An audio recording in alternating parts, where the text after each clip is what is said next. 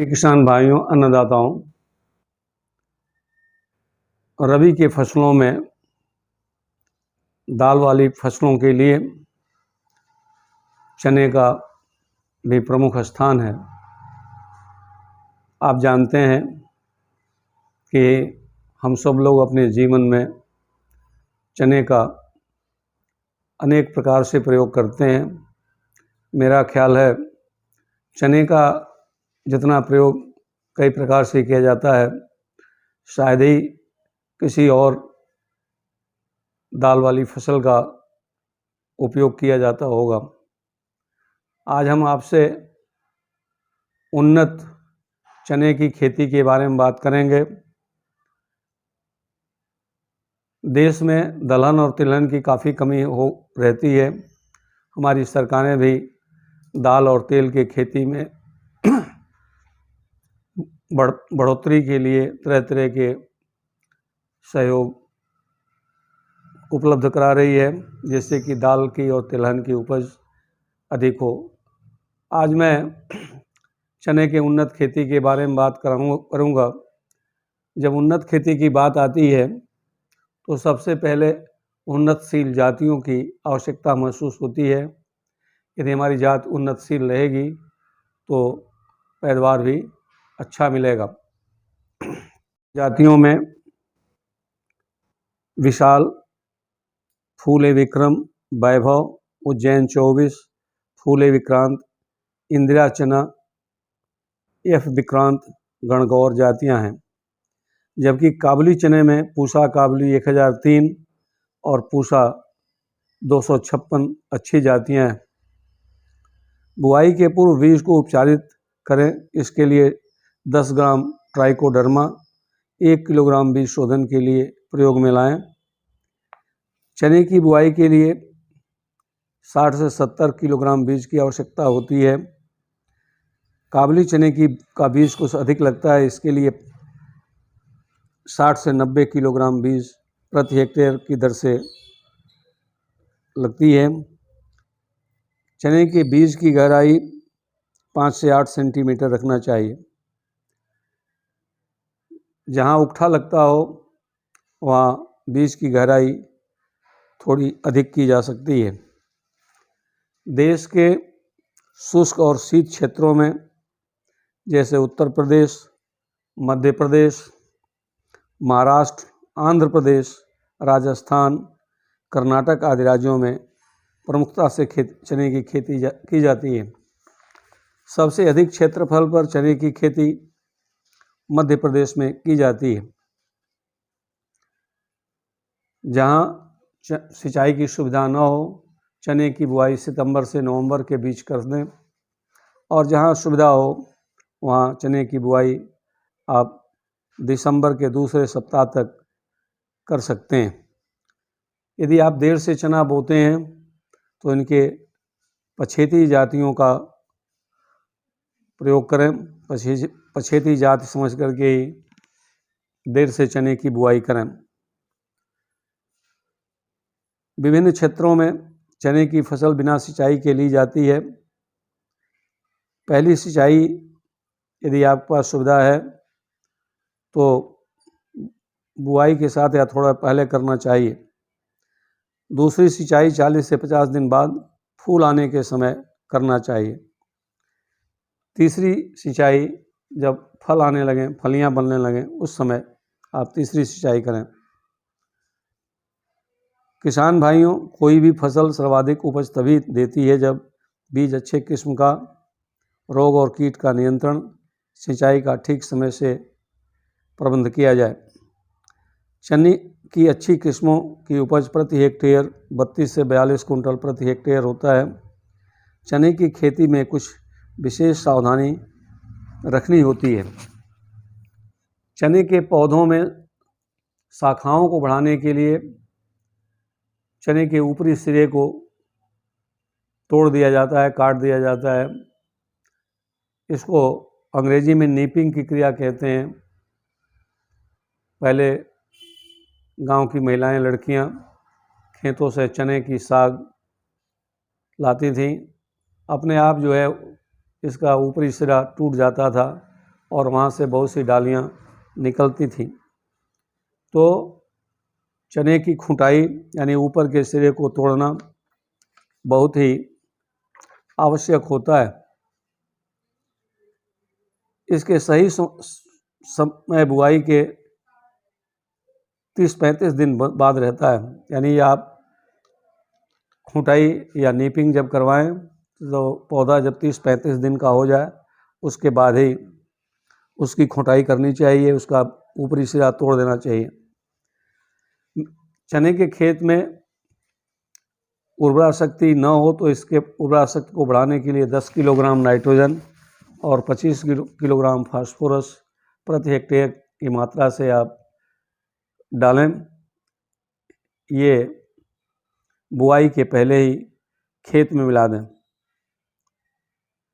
सिंचित क्षेत्रों में खाद की मात्रा थोड़ी बढ़ जाती है, इसमें 20 किलोग्राम नाइट्रोजन और 40 ग्राम फास्फोरस प्रति हेक्टेयर की दर से देना चाहिए। जहाँ दीमक लगते हों, दीमक वाली ज़मीन हो, वहाँ 1.5% का क्विनोआल्फास या 4% का मैलाथियान 25 किलोग्राम प्रति हेक्टेयर की दर से आखिरी जुताई के समय खेत में मिला देने से फसल में दीमक नहीं लगता। उकठा रोग से बचाने के लिए 750 मिलीग्राम कार्बेंडाजिम और थायरम 1 ग्राम प्रति किलो बीज की दर से बीज को उपचारित कर देने से उकठा रोग नहीं लगता है।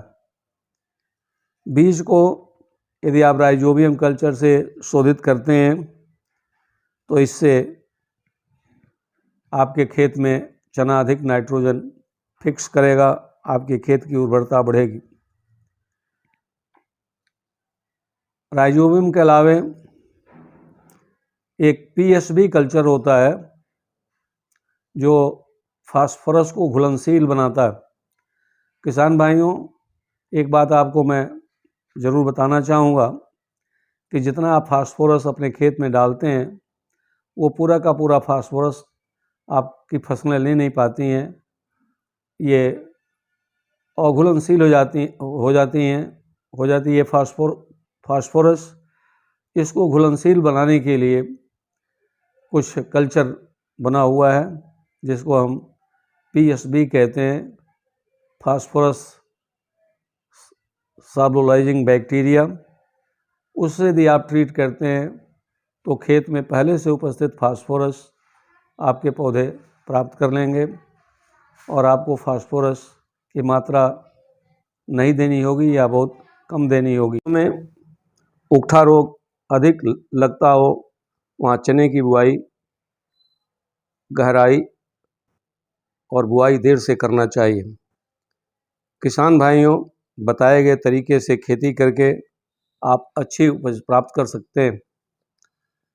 एक बात मैं आपको बताना चाहता हूँ, पूर्वी उत्तर प्रदेश के लिए गुजरात चना 4 के 850, WCG1 और WCG2 जातियाँ अच्छी होती हैं। हम लोग पूर्वी उत्तर प्रदेश में निवास करते हैं। यदि ये जातियाँ आपको मिल जाएं तो अच्छा रहेगा। वैसे और भी जातियाँ हैं जैसे Pusa 256, KWR 108, DCR 92-3, KTG 1168, JP 14, GNG 1581। ये जातियाँ चना उगाए जाने वाली सारे क्षेत्रों में लगाई जा सकती हैं। मुझे उम्मीद है कि आपको ये वीडियो अच्छा लगा होगा। मैं आपको कुछ कीड़ों के रोकथाम के लिए बताना चाहता हूँ। जैविक नियंत्रण हेतु आप खेत में 5 से 6 प्रति हेक्टेयर फिनो फेरोमोन ट्रैप लगाएं। किसान भाइयों, फेरोमोन वह रसायन होता है जो मादा कीट के द्वारा स्रावित किया जाता है और वो हमारे वैज्ञानिक कृत्रिम रूप से भी तैयार कर लिए हैं। उस केमिकल को इस्तेमाल करते हुए ट्रैप का इस्तेमाल करें तो जितने नर कीट होते हैं उस ट्रैप पर आ जाते हैं और फिर आप उनको इकट्ठा करके मार दें तो पुनः वो नए कीड़े नहीं पैदा होते हैं और आपके फसल की सुरक्षा हो जाती है। जब ये कीड़े आने लगें आपके ट्रैप पर तो उसके बाद आप 50% फूल आ जाए तो NPB 250 LE की 1 मिलीलीटर दवा 1 लीटर पानी में घोलकर आवश्यकता अनुसार घोल बना लें और फसल पर छिड़काव करें। दूसरा छिड़काव 15 दिन बाद BT 750 मिलीलीटर प्रति हेक्टेयर की दर से छिड़काव कर दें। तीसरा छिड़काव आवश्यक हो तो NPB का उपयोग करें। किसान भाइयों, यदि आप चाहें तो एजिडीरिक्टिन नाम की एक दवा है जो नीम का तेल होता है, वो 700 मिलीलीटर नीम का तेल 1 हेक्टेयर में घोल बनाकर छिड़कें। ये जैव कवकनाशी है, इससे आपके चने में कोई हानिकारक प्रभाव नहीं रखेगा, जिसका इस्तेमाल आप आसानी से कर सकते हैं। यदि आप रसायनों का छिड़काव करना चाहते हैं तो मैलाथियान 5% का चूर्ण 20-20 किलोग्राम प्रति हेक्टेयर की दर से भुरकाव करें। यदि इन दवाओं का आप छिड़काव करते हैं तो फली बेधक कीट नहीं लगेगा। आप जानते हैं जो फलियां कीड़े द्वारा छेद दी जाती हैं उसमें दाने नहीं होते हैं और आपका भारी नुकसान होता है। मैं उम्मीद करता हूं कि आपको ये वीडियो पसंद आया होगा। यदि आपको पसंद आया हो तो अन्य किसान भाइयों को भी बताएं, जिससे अधिक से अधिक लोग चने की उन्नत खेती कर सकें, अधिक से अधिक उपज प्राप्त कर सकें। मेरे वीडियो को आप शेयर करें, लाइक करें और सब्सक्राइब करें। बहुत बहुत धन्यवाद। नमस्कार।